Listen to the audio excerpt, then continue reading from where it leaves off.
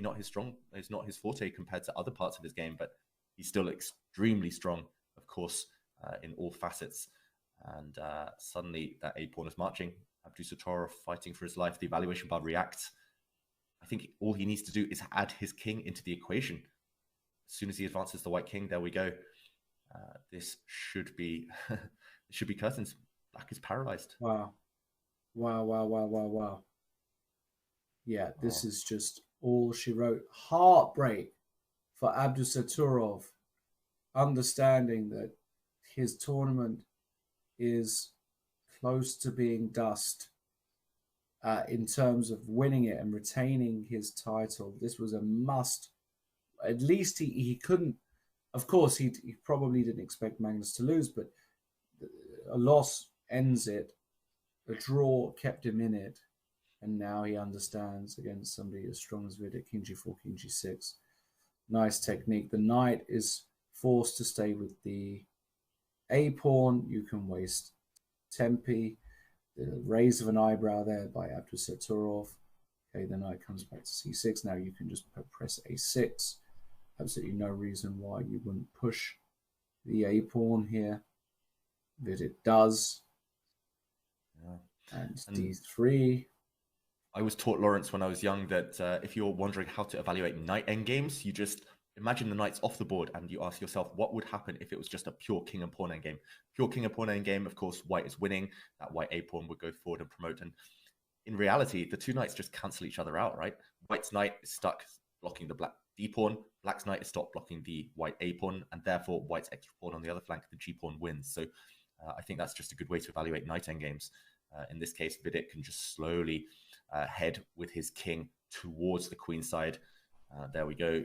Vidit, great technique. I love that comment in the featured chat as well by Japan Knight a few moments ago. Everyone was talking about the young Indian teenagers, and it's the old man Vidit at a grand old age of, 27, who's coming through.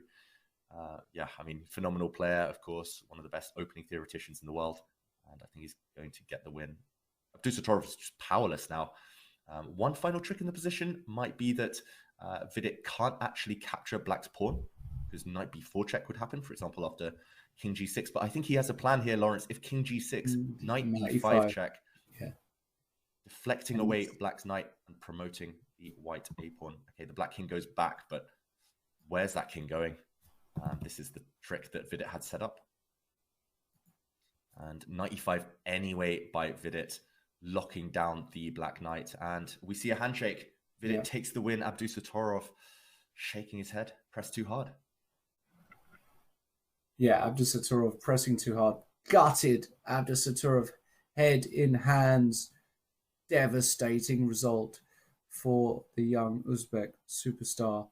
With that loss, he is firmly out of the running. And all of a sudden, from nowhere, from absolutely nowhere, Vidit, who, had a very standard start. He was on 2.5 out of 3. Then he drew against Shimanov. Then he lost with white against Volodymyr Murzin, putting him on 3 out of 5. He was on 3.5 out of 6. Then he put together a few wins. 4.5 out of 7, 5 out of 8, 6 out of 9, and now 7 out of 10, and now 8 out of 11. He's won 3 in a row. If you would have said Vidit would be in with a gold medal chance after 6 rounds, I would have had you detained by the men in the white coats. He was barely on a plus score. Just goes to show once again the power of momentum. If you put together 3, 4 wins in a row in this tournament, suddenly you're in the mix.